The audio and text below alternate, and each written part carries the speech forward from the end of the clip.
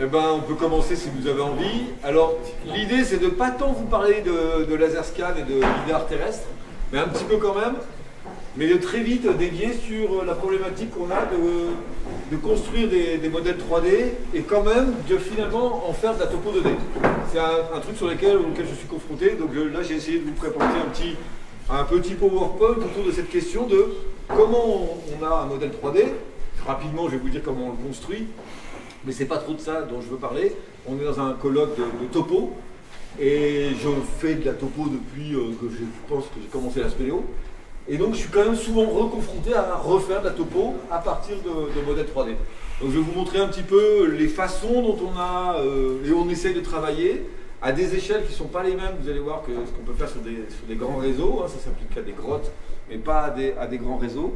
Et puis en prenant, en fait au début je me suis dit, attends, il y a un truc en Chartreuse, c'est pas possible, c'est tout près, je vais y aller. Au moins pour vous poser du travail qu'on a réalisé et qui n'est pas tout à fait finalisé et qui est en cours sur les grottes de Saint-Christophe, donc qui sont juste en dessous, hein, qui sont des grottes touristiques, et sur lesquelles on a eu une commande de la mairie de Saint-Christophe qui nous a accompagnés sur ce projet, parce qu'il fallait un peu de sous pour faire marcher la machine. Notamment Kim Génuit, que certains connaissent, qui est actuellement à Bordeaux en postdoc et qui a bossé quelques mois sur la chose. Jean-Jacques Delannoy, qui est maintenant en retraite, son fils Yago, qui a bossé un petit peu sur les trucs, et puis un étudiant, Antoine, de master, qui a bossé sur la grotte inférieure des échelles. Donc à la fois, je vais vous présenter les grottes de Saint-Christophe, et puis les lidars qu'on utilise un peu en même temps. Rapidos, quelques images ici. Vous avez une image du lidar HD classifié, complété par le modèle qu'on a fait. Je vous verrai des petites animations vidéo. Donc les grottes de Saint-Christophe, dites aussi grotte des échelles, mais la mairie de Saint-Christophe aime bien qu'on dise grotte de Saint-Christophe, ils n'aiment pas qu'on dise grotte des échelles, parce que les échelles c'est la commune d'à côté, et eux ils possèdent les grottes. Alors nous on n'arrête pas de dire grotte des échelles, non c'est des grottes de Saint-Christophe.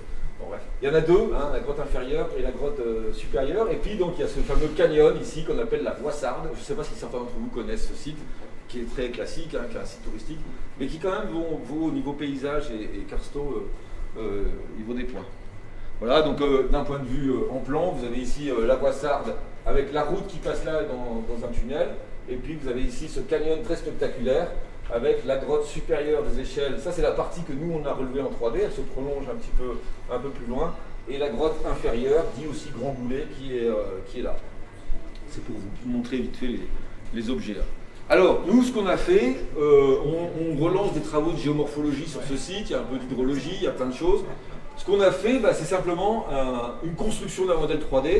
Et vous voyez qu'un modèle 3D, c'est pas juste j'arrive avec un scanner et je branche un scanner, c'est je fais plusieurs sites, plusieurs points, et rien que pour composer le modèle 3D dont on parle, il y a donc du TLS, du Terrestrial Laser Scan, pour la grotte inférieure, il y a 211 scènes de scan, pour la supérieure 185, pour la Voissarde proprement dit, donc il y a une base de scan dans la Voissarde de 476 scènes de scan. Il y a aussi du longue portée, on a un lidar longue portée que je n'ai pas amené ici, qui nous a permis de taper en longue portée sur la zone d'entrée des gorges.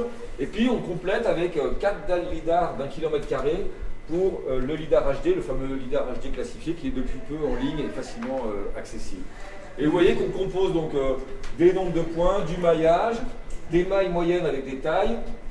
Vous avez ici les densités, et puis vous avez les abords de recalage, et puis les densités, vous voyez, qui ne sont pas tout à fait les mêmes selon la qualité, puisqu'on arrive à des mailles qui ne sont pas tout à fait les mêmes. Bref, je passe rapidement. 23 cm. C'est pas terrible, hein, c'est nul. Hein. Là, vous avez les passes de scan. La grotte sup est là, la grotte 1 fait là. C'est Kim Génuit qui a fait ce travail. Et vous voyez que pour faire des passes de scan, le cheminement ne va pas être un cheminement linéaire. On va essayer au contraire de faire des circonvolutions, des allers-retours. Et il y a même des secteurs où il y a des doubles passes. Comme vous le voyez ici, on peut avoir des passes en zigzag, et puis sur d'autres secteurs, des passes en parallèle. Je passe. Alors c'est fait avec cet engin, le Faro, qui est un laser, ce qu'on appelle typiquement un laser scan terrestre. Terrestre, ça veut juste dire qu'il est posé. Ça s'oppose à un mobile. Tout à l'heure, Benoît nous parlera de laser scan mobile, je pense. Donc il se déplace. Il y a des laser scans mobiles qui se portent à la main, puis d'autres qui sont embarqués sur drone ou au cul des voitures. Ça, c'est un terrestre. Et puis ça, c'est un autre terrestre aussi, plus petit, qu'on a acquis maintenant il y a 1 an et demi. Donc celui-là, on l'a depuis une bonne dizaine d'années maintenant. Ordre de grandeur du budget, ça intéresse toujours les gens. Ça, c'était à l'époque 35-40 000 euros, c'est bizarre, il n'a pas l'air très stable. Et ça, on l'a réussi à l'avoir à 15 000 parce que c'était un modèle d'exposition. Nous, on est un peu pauvres, alors on prend des modèles d'exposition. Et la version 2 qui vient de sortir, qui est sortie il y a un an, est un peu plus compacte encore. Voilà. Ça, c'est plutôt des engins qui sont vendus pour des architectes, des artisans qui font des trucs en intérieur. C'est beaucoup utilisé comme ça. Et ça, c'est plus utilisé en industrie pour faire des usines, des trucs comme ça. Évidemment, nous, on utilise pour des milieux naturels. Ça, c'est le prix des appareils. Ça, c'est le prix de l'appareil. Et derrière, il faut que tu mettes combien en logiciel Alors, il y a plein de solutions logicielles libres, globalement, qui existent. Et puis après, tu as des licences que tu achètes, que tu payes ou que tu loues. Oui, il faut rajouter un peu du millier d'euros. Mais là-dessus, nous, on arrive facilement à négocier des licences éducationnelles. Donc là, nous, c'est pas trop cher. La partie logicielle, pour nous, c'est pas trop le problème. Parce qu'on a des tarifs éducation. Par contre, on ne fait pas de prestat. Tu peux faire tourner ça sur un gros PC. Ouais, il faut un peu de RAM quand même. Hein. Oui, c'est bien d'avoir quand même un peu de RAM et une bonne carte graphique. Mais c'est toujours pareil, si tu as les petits modèles 3D, tu peux faire des trucs tout à fait. Voilà. Quand tu commences à jouer avec des gros modèles 3D, oui, ça pique. Il faut une station de travail. Il faut une station de travail. Il s'appelle comment le modèle qui est sur le... Alors ça c'est le BLK360, voilà. Ça, il y a le G2 qui est sorti il n'y a pas longtemps. Ça va être dans les 20 000 euros et ça est en train de baisser. Ça, il y a des modèles maintenant de Faro qui sont plus petits, ils ont aussi tapé plus bas, il y a des modèles à 15 000 euros. Donc ça va commencer à devenir accessible, hein. Y compris pour un ensemble de clubs de spéléo, une région. Enfin, on peut imaginer que demain dans le milieu associatif, ce genre de choses petit à petit apparaissent, petit à petit. Non, mais c'est pas non plus.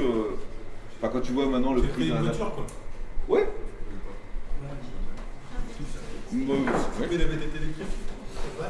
Pardon. C'est quoi la portée? Alors, c'est tous les deux des. Je ne vais pas rentrer trop dans le détail des scanners, ce n'est pas le projet, je voulais plus vous parler de 2D, mais en gros, c'est tous les deux des technologies dites décalage de phase. Il y a 3 technologies qui coexistent. Il y a le temps de vol, c'est-à-dire en gros, tu envoies le rayon laser, tu démarres le chronomètre, le rayon laser il revient et tu arrêtes le chronomètre. Ça c'est adapté à des très longues portées, jusqu'à 4-5 km. Les avions qui passent au-dessus des pays, ils sont dans ces technologies temps de vol.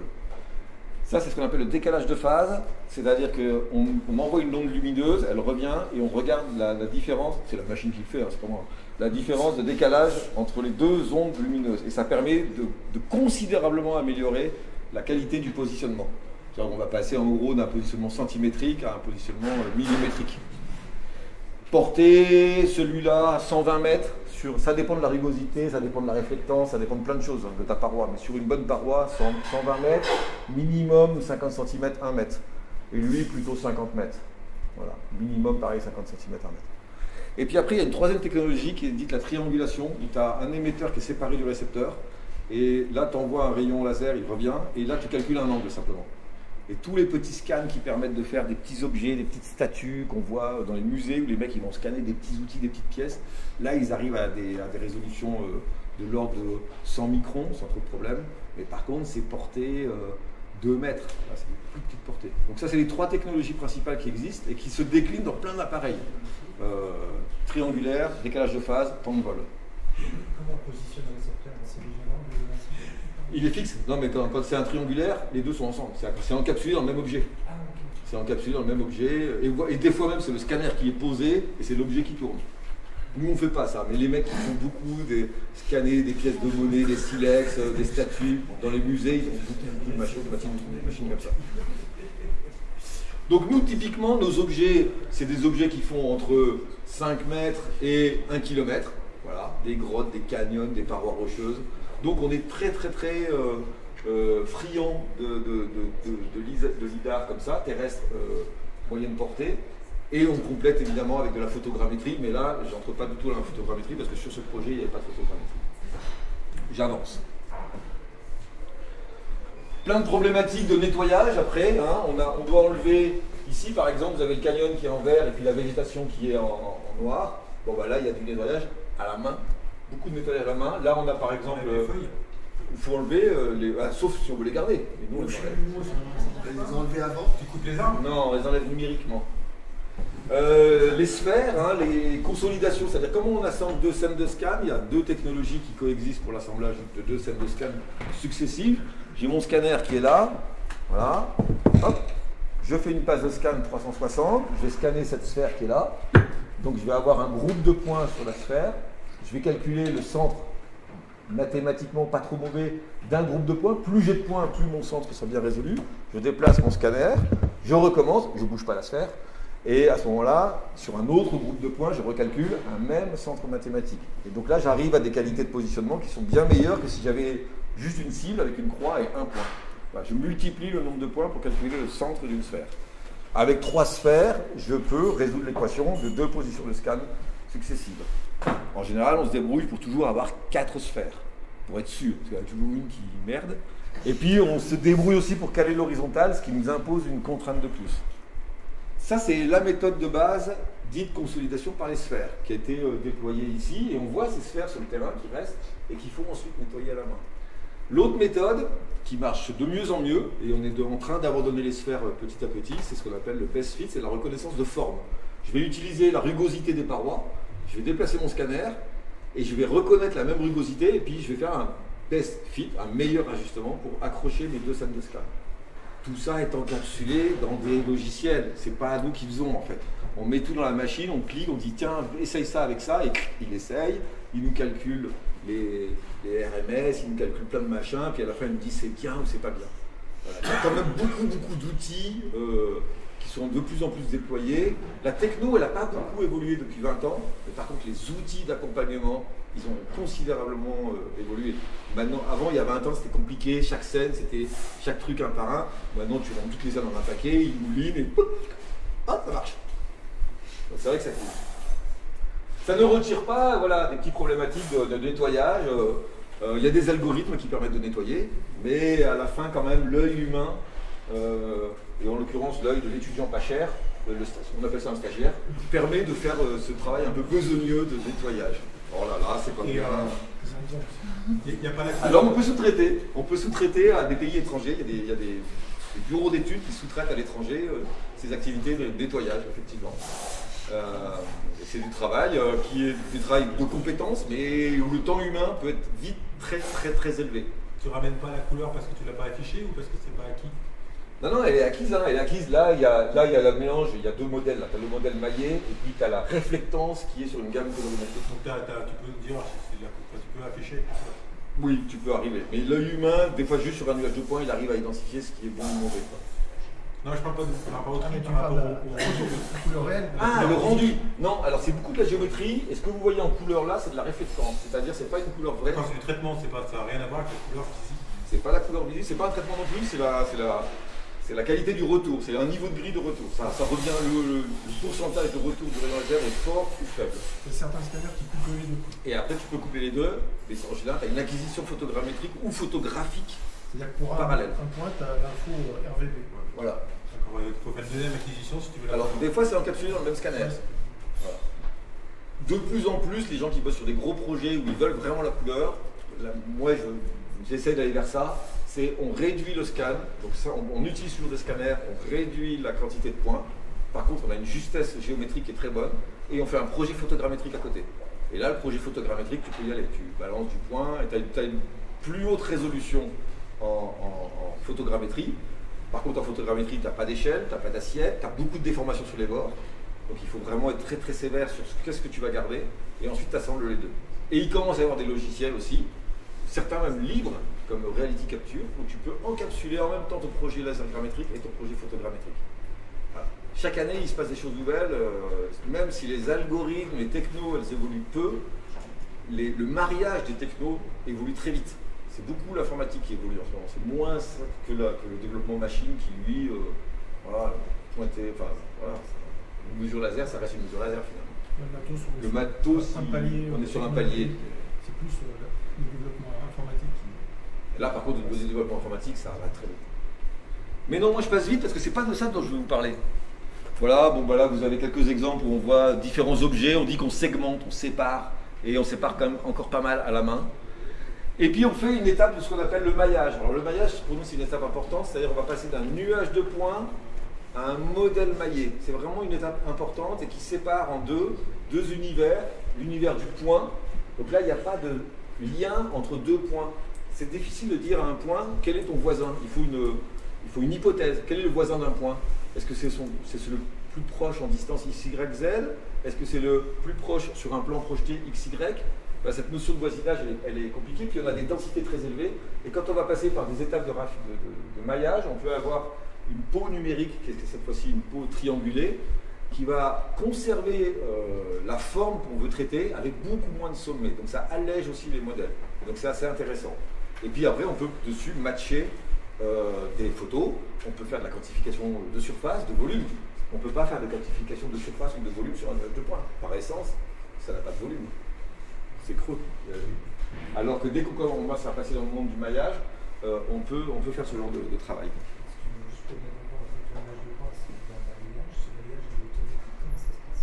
Lui, il tourne, c'est un disto X.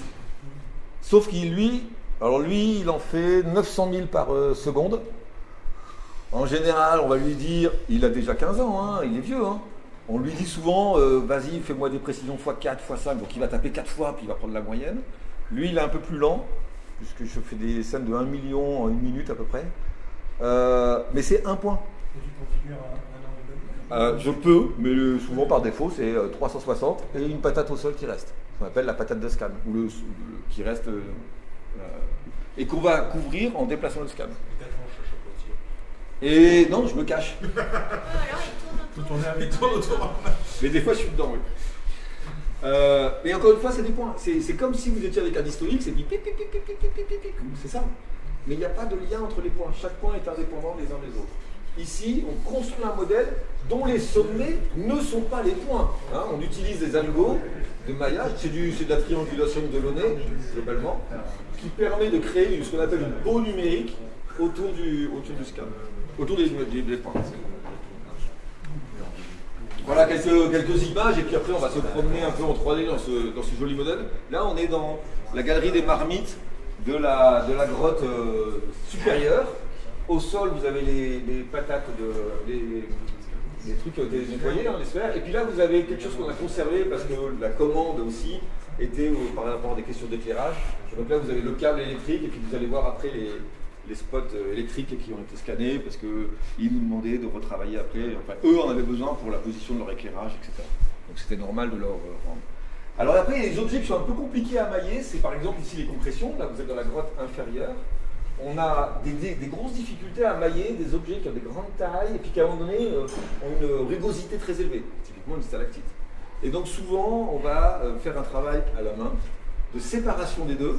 Et donc on va d'abord mailler l'enveloppe de la cavité, puis séparer les concrétions, et puis chaque concrétion on va amener des méthodes où on va construire une fausse concrétion. On va concevoir un tube, et autour du tube ensuite on va raffiner le maillage pour coller au nuage de points. Donc ça, c'est des petites astuces qu'on a développées au sein du labo avec quelques doctorants qui permettent à la fin d'approcher la forme au mieux, malgré ici des changements de rugosité très forts que le logiciel a du mal à gérer. Ça prend du temps, hein, le maillage. Hein. Allez, on va rentrer un petit peu dans la fin de balade. C'est un petit peu sombre, ça, je suis désolé, il y a trop de lumière ici. Donc là, c'est un mélange. Vous avez ici du scan longue portée, vous avez du lidar HD IGN, et là, vous avez du lidar courte portée. Ça, c'est la grotte inférieure. Et les trois sont déjà encapsulés et dans le même maillage. On va rentrer un peu sous terre. Là, on entre dans la roche. Tac. C'est ce qu'on appelle une vue impossible. Parce que là, maintenant, on est dans la roche. Et on voit donc la paroi ici, externe, de la grotte inférieure. Avec cette très belle marmite qu'on voit sur le côté là. C'est la partie touristique. Et puis là, on a le canyon de la Boissarde proprement dit. On se déplace au-dessus du canyon. Vous avez le lidar HD ici. Vous avez le scan du canyon en dessous. Et puis là, vous avez la grotte supérieure, la partie qui a été relevée en 3D. Donc là, on est sur des mailles de quelques centimètres. Hein. C'est à peu près les mailles retenues à la fin. Voilà, donc ce dont je voulais vous parler, c'est un truc dont j'ai déjà fait un petit article sur ces questions-là. Comment on va passer de la 3D à la 2D? En gros, comment on va passer de ces images 3D qui sont assez sympathiques et jolies, mais pas faciles à échanger, pas faciles à partager, pas faciles à publier, à un moment donné, il faut refaire ce qu'on appelle simplement de la topo. Donc refaire des plans et des coupes, ce dont on parle tout le temps. Et donc je m'étais déjà posé ces questions-là dans cet article et je vais essayer de vous expliquer un petit peu l'esprit de la chose. Et une des techniques, c'est d'abord de faire des choix et de faire ce qu'on appelle de la rastérisation. Au moins au niveau du sol et après vous allez voir au niveau des parois. Alors qu'est-ce qu'on a comme matériel de départ? Au départ on a ici par exemple deux positions de scanner, 1 et 2. On a les fameuses sphères qui vont servir pour la consolidation. Puis vous avez ici par exemple là, des blocs dont on aperçoit un petit peu les choses. Une fois qu'on a assemblé les deux nuages de points, on les extrait, on les garde et on va faire passer ce qu'on appelle une grille raster. Je vous expliquerai un petit peu après ce qu'on peut faire. C'est plus de la 3D, c'est une grille plane qui va trancher le nuage de points pour arriver à sortir des modèles numériques de terrain. Donc là, on va vraiment parler de modèle numérique de terrain. Ça, c'est un nuage de points assemblé. Ça, c'est un modèle numérique de terrain représenté en ombrage à maille 5 mm ou ici à maille 10 cm. Et puis là, vous avez l'esprit d'une topo spéléo normale, où on a ici des stations qui sont réalisées. Elles sortent un petit peu du cadre, je suis désolé. Et vous avez ici la limite de la paroi et les blocs. Pourquoi j'ai voulu faire cette figure? Et à l'époque, c'est ça qui m'intéressait. Quand on fait du scan, on a beaucoup de points. Quand on rasterise, on a beaucoup ou pas trop de points. Mais toutes ces images que vous avez là, sont des images dites non interprétées. C'est une donnée brute, comme l'est une photo.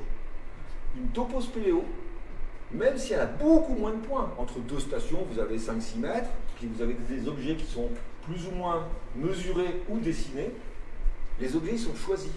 Je dessine des blocs. Et donc en fait, paradoxalement, ça qui est beaucoup moins résolu, a une qualité d'interprétation plus élevée qu'une simple image ici, qui est une image brute, certes très dense, mais il faut qu'un opérateur expert dise « Ok, ça c'est un bloc, ça c'est un bloc, et ça c'est pas un bloc ». Ça c'est un œil humain qui le fait, ou demain peut-être un algorithme le tire.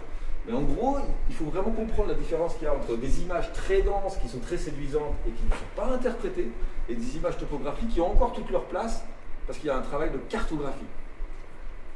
Alors après, comment on fait cette histoire de rastérisation? C'est pas très compliqué. C'est là où on passe vraiment de la 2D à la 3D. Je reprends quelques images qu'a préparé Jules. Jules Quimper est en train de finir sa thèse. Il soutient mardi, s'il y en a qui sont un peu désœuvrés mardi après-midi, vous pouvez venir le voir. Il y aura peut-être même un lien Zoom. Là, vous avez un nuage de points qui flotte, X, Y, Z. Et ce qu'on veut, c'est à partir de ce nuage de points d'une portion de la grotte, généralement le sol, c'est produire une image continue, ce qu'on appelle une grille raster. Raster, ça veut dire râteau en gros. Et bien la technique va être de définir une maille, ou ratisser, ou je sais quoi. Mais si, c'est ça en fait, on va passer le râteau, tu vas voir. On définit une maille, donc c'est-à-dire en gros quelle est la maille qui m'intéresse à la fin, 1 cm, 10 cm, 1 mètre, voilà. Et puis je vais faire descendre cette maille verticalement à travers le nuage de points. Et c'est ce qu'il est en train de faire ici. Et puis je vais dire, tu me choisis le point le plus haut, ou le point le plus bas, ou la moyenne des points que tu recoupes. Et puis s'il n'y a pas de points, tu laisses vide, ou au contraire tu fais une interpolation. Tu fais une interpolation avec les 9 points qu'il y a autour, ou avec des points encore plus loin. Voilà, on a plein de petits choix comme ça, à la fois pour échantillonner. Donc quand on a un suréchantillonnage, c'est-à-dire beaucoup de points, cette étape-là est très confortable, parce que du coup, on a le choix de prendre un point, la moyenne des points, le plus petit, le plus grand, enfin, ce qu'on veut. Et si on en a peu, on fait beaucoup d'échantillonnage. Donc là, on a beaucoup de trous à boucher. Du coup, c'est bien, mais ça rend moins compte. Et on crée ce qu'on appelle la grille raster. La grille raster, c'est une image de points X, alors plutôt sur une grille X, Y, c'est des points d'élévation, c'est des Z. Mais le Z n'est plus une coordonnée. Le Z devient ce qu'on appelle un attribut d'une position. Donc là, à partir du moment où tu rentres dans le monde raster, tu peux rejouer dans le monde du SIG. Parce que tout d'un coup, le Z n'est plus une coordonnée, le Z devient une valeur associée à une position. Du coup là, c'est plus de la 3D, c'est de la 2D et demi. Et oui. Après, il y a plein de questions qui se posent. Qu'est-ce qu'on va rasteriser? Qu'est-ce qu'on va choisir? Quand on est dans une grotte comme ça, c'est pas trop compliqué. On va nettoyer à la main, on va dire là, j'enlève cette partie-là parce que je ne veux pas du plafond et je garde que cette partie-là qui est le sol. Donc je définis l'emprise globale de la grotte et je définis ce que je considère comme étant le sol de la grotte. Mais quand je commence à être dans des objets un peu plus compliqués comme ça, bah, ok, ça c'est de la paroi, ça aussi, mais ça c'est du sol, oui, et ça c'est du sol, bah non, c'est une banquette, mais alors oui, mais si la banquette est bien comme ça, à un moment donné elle devient du sol, donc ce que tu découpes comme étant du sol, à un moment donné ne l'est plus. Bref, on est obligé de faire des choix humains, de dire bah, l'emprise totale de la grotte, ça va de là à là, et ce que je considère comme le sol, bah bon ok, je prends tout, bah non, je prends pas tout. Enfin bref, on a plein de petits problèmes qui sont des choix à un moment donné qu'on doit faire. Et on a été confronté à plusieurs reprises à ces problèmes-là, ce qui fait que souvent dans nos cartos, on produit maintenant deux limites. On produit la limite de ce qu'on considère comme le sol de la grotte, sol au sens plancher des vaches, et l'emprise du nuage de points, qu'on considère comme étant l'emprise de la grotte. Voilà. Au moment où on va faire cette étape de rasterisation, là vous avez le nuage de points qui est là, vous avez beau découper votre grotte avec un niveau de détail assez finaux, vous allez vous retrouver avec ici par exemple un bloc qui est au-dessus, en dessous et qui est au niveau du sol. Comment vous faites passer votre tube raster qui est là, bah vous avez trois niveaux différents. Et bien il va falloir lui dire, tu me gardes le plus haut, le plus bas ou le moyen. Il va falloir choisir, qu'est-ce que je garde, qu'est-ce que je garde pas. Souvent on a tendance à choisir plutôt le plus haut. Mais le problème c'est que quand vous avez la grille que vous affinez comme ça petit à petit, vous la réduisez. Même si vous choisissez le plus haut, bah vous pouvez passer entre deux points puis avoir un point dit le plus haut qui est là et qui n'est pas là. Et vous construisez un MNT avec des petites crevasses comme ça. Encore une fois, vous pouvez faire de la rastérisation sur un nuage, mais avec un sur-échantillonnage ici par rapport à la grille que vous voulez. Si vous voulez vraiment être confortable, c'est quasiment un ordre de grandeur. Si vous voulez faire du raster à 1 cm, il vous faut quasiment du point à 1 mm pour être confortable. Un ordre de grandeur. Ça pique, ça coûte cher, du coup ça coûte plus cher en temps de scan. Voilà. On peut aussi faire du nettoyage à la main pour éliminer d'abord cette partie-là et pour être sûr que notre grille raster passe bien. Ça prend du temps. Et une fois qu'on a fait ça, le raster, c'est ça, c'est une grille qui est propre, on va la représenter. Et donc là, les images qu'on voit souvent, c'est ça, c'est des images par ombrage numérique très connues, ce qu'on appelle le hillshade ou l'ombrage, ou le MNT ombré. Et donc le plus classique, hein, c'est le MNT ombré 315-45, c'est-à-dire qu'on met le soleil au nord-ouest avec à 45 degrés, et ça c'est le standard. Tous les logiciels proposent ça en général par défaut. C'est culturel, contrairement à ce qu'on pense, le fait de voir le relief depuis un éclairage qui vient de devant nous, eh bien, en fait c'est culturel. On a l'habitude de travailler avec des ombres portées qui viennent vers nous parce qu'on a appris tout petit à dessiner avec une lampe de chevet qui était là et à voir la lumière qui vient comme ça, et c'est comme ça qu'on voit les reliefs, c'est comme ça que les logiciels le proposent. Si vous vous amusez, et tout à l'heure je m'amuserai à le faire, à retourner et à mettre le soleil au sud-est, tout ce qui était des dolines vont devenir des bosses, tout ça est très perturbant, vous allez voir. Et on construit donc ce qu'on appelle le MNT ombré, donc c'est ces images assez jolies hein, qu'on voit pour représenter souvent les lidars, et souvent les gens disent « Ah bah ça c'est le MNT ». Non, c'est une image du MNT traité en ombré. Voilà, c'est important de faire attention à ça. L'autre technique, c'est le traitement de pente. Ça permet de plutôt souligner cette fois-ci les zones d'accélération de la pente. Là où la pente est forte, bah, ça sera plus noir, et puis là où la pente est faible, plus blanc. Et ça nous fait deux méthodes pour représenter un raster de manière assez esthétique, pour ensuite faire le travail de cartographie qui nous intéresse. Voilà. Tanguy vient de me dire qu'il y a maintenant des outils qui permettent de mêler les deux et de faire des choses intéressantes. Je vais essayer. Ça, c'est fait sur QGIS en général. Alors voilà par exemple un bout de galerie de la grotte supérieure de Saint-Christophe. J'ai fait exprès là de séparer dans la galerie un petit bout du nuage de points que vous voyez en violet et puis la galerie que vous voyez en jaune. Donc là c'est vraiment du grossier rapido, ça, vous voyez c'est découpé comme un cochon, c'est moi qui l'ai fait. Et ça me permet donc d'extraire ce nuage de points, je l'emmène dans Clou de Compère, je fais mon opération de rastérisation, et je vais construire un MNT. Donc là, j'étais dans ReShaper, ça c'est payant, ça c'est libre, ça c'est libre. Ici, vous retrouvez le nuage de points tel qu'on le voit en plan, juste le nuage de points du sol. Il faut que j'accélère. J'accélère. Et vous avez ici les patates de scan. Et quand on rasterise, on obtient une image continue, cette fois-ci, c'est un raster, avec un niveau de détail assez élevé. Là, vous voyez, ça fait 1 mètre. La galerie fait 10 mètres de long à peu près. Dont on voit les traces de pas, d'ailleurs, qui sont là, dans le sable. Et là, j'ai mis les deux, un raster ombré à 1 cm ou à 2 cm. Quand on est à 1 cm, Ça paraît plus fin, mais on a plein de petits problèmes d'artefacts. Donc souvent, le 2 cm est plus pertinent. Là, on voit carrément les petites vagues sur le sable et les empreintes de pas. Donc on peut faire après derrière de la cartographie assez détaillée.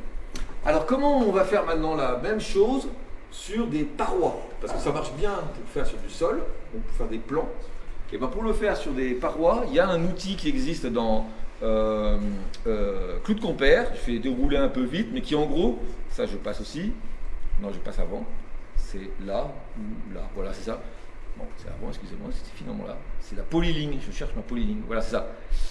C'est cet outil-là qui s'appelle Extract Machin Unfold. Vous allez en fait définir une polyligne le long de votre modèle. Vous allez choisir un bout de paroi. Vous allez couper votre paroi en deux. Vous allez choisir la paroi que vous voulez. Et au lieu d'avoir un plan de projection qui soit comme ça ou qui soit comme ça, vous allez pouvoir tracer une polyligne et dire maintenant tu me fais cet exercice de rasterisation sur un plan vertical et sur une polyligne qui va être tordue. Intéressant pour nous. Donc je passe rapidement les étapes. Ça, c'est sur Clou de Compère, la question de l'éclairage. Et là, vous avez un résultat sur une série une paroi de la grotte du Rue du Puy. C'est une grotte qui est très très chère, je crois un peu oublié quand j'en parle, qui est la plus belle grotte du monde, finalement, dans le bassin parisien, tout le monde devrait connaître. Et vous avez ici le même raster, c'est strictement le même raster, qui est représenté avec deux éclairages différents, l'un à 315 degrés et l'autre à sud-est. Et vous voyez que là, vous voyez des bosses, et là, vous voyez des creux. Donc c'est celui-là qui est le bon, entre guillemets, qui représente bien les marmites pariétales qu'on a sur le côté. Et là, les marmites, vous avez l'impression de les voir en bosse, alors qu'elles sont bien en creux. Voilà. C'est simplement un problème d'éclairage qui a été choisi. Je passe. Ah, le fameux déroulé de polyligne que je cherchais, c'est ça. Voici un autre exercice qui a été fait, cette fois-ci sur la Voissarde. Donc là, on a tout le canyon de la Voissarde. Et on voit que, forcément, il y a des moments où ça déchire et le modèle ne sait pas travailler. Et donc, on est obligé de récupérer une partie de l'information et ça déchire. Mais on a quand même récupéré une information rasterisée, assez détaillée. Là, vous avez le tronçon inférieur du canyon de la Voissarde, avec un niveau de détail très satisfaisant. Des zones de déchirure, on ne sait pas les gérer. À nouveau, ça repart. Et puis là, on est dans la partie aval où il y a la fameuse statue, qui doit à peu près 5-6 mètres de hauteur. Donc ça, c'est des essais qu'on fait. Voici la chaîne analytique complète qu'on a réalisée. Vous avez ici le relevé scalaire en grotte, l'assemblage et position de scan, vous en avez parlé. On exporte, on maille, on travaille sur là, les sommets des nuages, on nettoie, le déroulé unfold qui se fait sur Clou de Compère, la rasterisation, on passe sur QGIS pour faire les ombrages et les pentes, et à la fin, de toute façon, on finit comme tout le monde sur Illustrator pour faire des jolis dessins. Un dernier essai ici sur la très belle série des marmites qui sont dans la partie supérieure de la grotte de Saint-Christophe. J'aime bien les marmites pariétales, c'est mon truc. Donc c'est vraiment un tronçon de galerie qui est très très très beau, je ne sais pas, la plupart de vous devez peut-être connaître. C'est une partie touristique, les gens se baladent dans ces marmites. Elles ont une sculpture qui est magnifique. Les points gris que vous voyez, c'est les spots d'éclairage pour la grotte touristique qui ont été changés depuis. Voilà, là vous avez une marmite qui est superbe et tout. Donc là, le travail, pour arriver à représenter ça en coupe satisfaisant, on tranche le modèle en deux, on garde une paroi, on choisit un axe de projection qui nous paraît satisfaisant et on fait la rasterisation verticalisée. Ici, vous avez une représentation en ombrage et là, vous avez la représentation en pente. Donc ça donne des niveaux de satisfaction assez intéressants et élégants. Mais vous voyez, sur un tronçon de galerie qui fait ici une vingtaine de mètres d'extension. Donc on n'est pas encore à faire des grands réseaux. Voilà l'exercice. Donc je suis en train actuellement de reprendre tout le modèle complet pour essayer de produire et des plans cartographiques, topographiques propres de l'ensemble de la grotte inférieure de Saint-Christophe et de la grotte supérieure. Je n'ai pas fini les coupes, donc là j'ai fait que un plan. Et on a un niveau de détail qui est satisfaisant pour pouvoir en tout cas représenter ici, vous voyez, ça les blocs ne sont pas dessinés, c'est simplement l'image qui a été réalisée. Voilà comment on est passé de la 3D à la 2D. Merci.